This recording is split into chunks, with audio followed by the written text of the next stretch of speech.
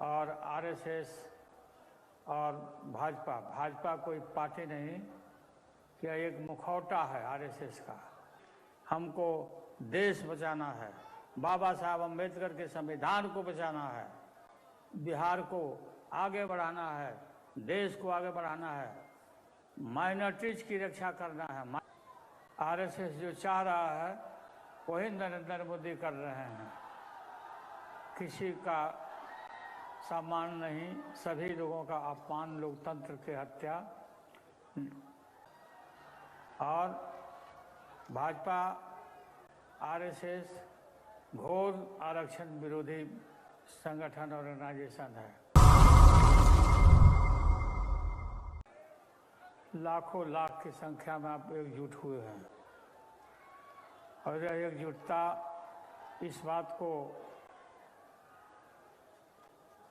प्रमाणित करेगा कि भविष्य में जो चुनाव होने वाला है लोकसभा का, इसमें यह गठबंधन पक्का गठबंधन बांध करके तैयार है भाजपा को सफाया करने के लिए, आरएसएस को सफाया करने के लिए।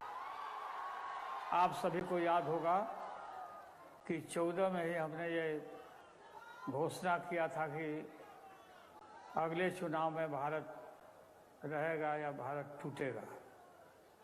और 8 वर्ष के बाद आप देख ही रहे होंगे कि क्या स्थिति हुई है। आज देश टुकड़े टुकड़े होने के कगार पर पहुंच ही चुका है और आरएसएस और भाजपा कोई पार्टी नहीं, यह एक मुखौटा है आरएसएस का।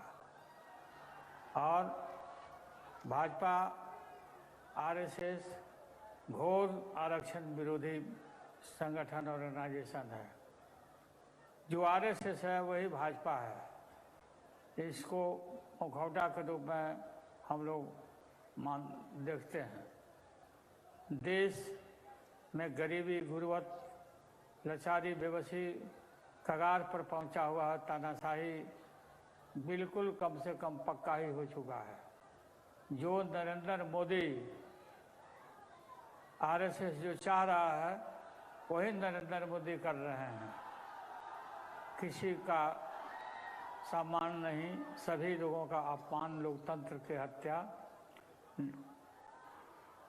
और संविधान की उपेक्षा। और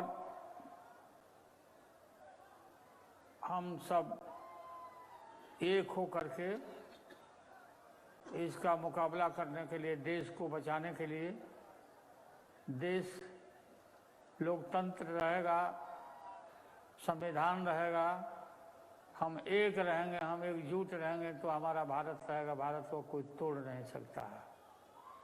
अगर हम ढीले पड़ गए, अगर हम कमज़ोर पड़ गए तो बिल्कुल भारत के ऊपर कई एक तरह के कीटाणु सवार होंगे और आएंगे।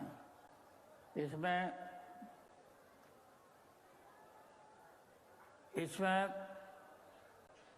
आप लोग को मालूम होगा कि आपको याद होगा कि पूर्णिया के रणभूमि मैदान से ये जो शंखनाद होने के लिए आप हम इकट्ठे हुए हैं,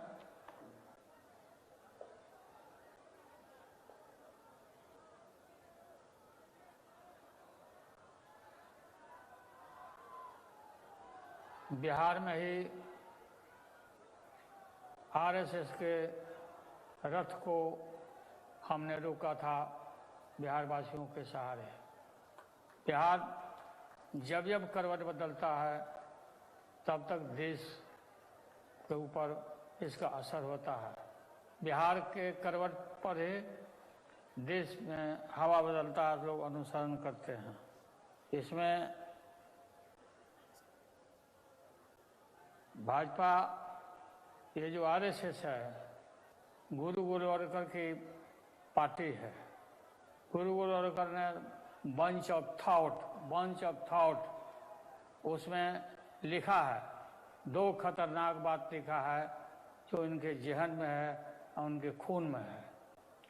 उन्होंने लिखा है कि काशी विश्वनाथ मंदिर में अगर कोई दलित पहुंच जाए पूजा करने के लिए तो उसको मार के, जूते से मार करके उसको बाहर करो और रिजर्वेशन को समाप्त करना चाहिए और रिजर्वेशन को बदलाव करना चाहिए। रिजर्वेशन की जरूरत नहीं है।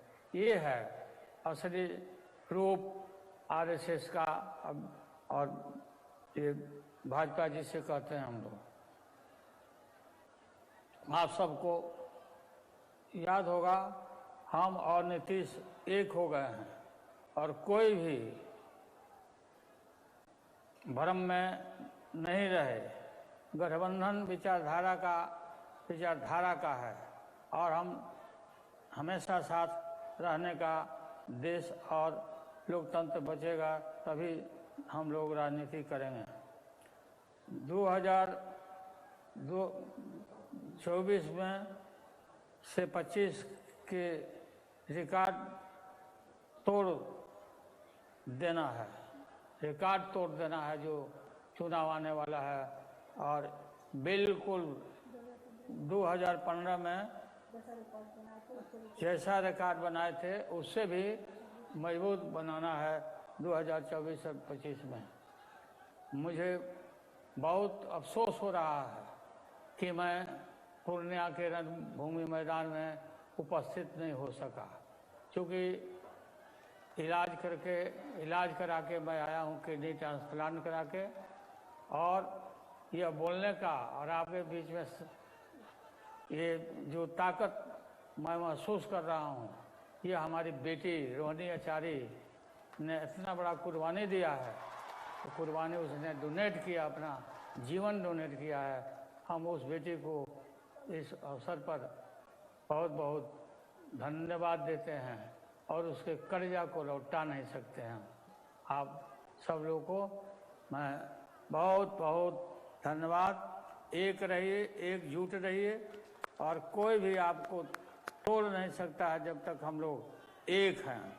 हमको देश बचाना है, बाबा साहब अम्बेडकर के संविधान को बचाना है, बिहार को आगे बढ़ाना है, देश को आगे बढ़ाना है, माइनॉरिटीज की रक्षा करना है। माइनॉरिटीज, हम सब लोग बोलते हैं हिंदू हिंदू हिंदू, अरे हिंदू जो है हम लोग हिंदू हैं, लेकिन माइनॉरिटी का क्या अपराध है कि तुम अलग करना चाहते हो, अलग करने का कोशिश कर रहे हो, टुकड़ा टुकड़ा करना चाहते। कभी भी हम सफल होने नहीं देंगे, किसी भी कीमत पर होने नहीं देंगे। और अब समय आ गया है नरेंद्र मोदी की सरकार को जाने का, विदाई होने का। ये पक्का है, ये बिहार का ये आह्वान है, ये महागठबंधन का ऐलान है। और ये संकल्प लेकर के आप सभी वहाँ से जाइए, पूर्णिया से निकलिए और हम पूर्णिया के इलाका जो सीमांचल का जो इलाका है, हमारा मोस्ट सेकुलर इलाका है, इसको किसी भी कीमत पर भिन्न भिन्न रूप में लोग आएगा, आपको बहकाएगा और उसको पहचानना है और एकजुट होना है और सेकुलर ताकतों को एकजुट होकर के पूरी देश की रक्षा में लग जाना है। और आगे 15 के चुनाव में पूरा 24 के चुनाव में पूरा मजबूती के साथ रिजल्ट देना है और बिहार देश को उस पर असर हो। माले के लेफ्ट के लोगों को अभी हम मुझसे मिले थे दिल्ली में, ये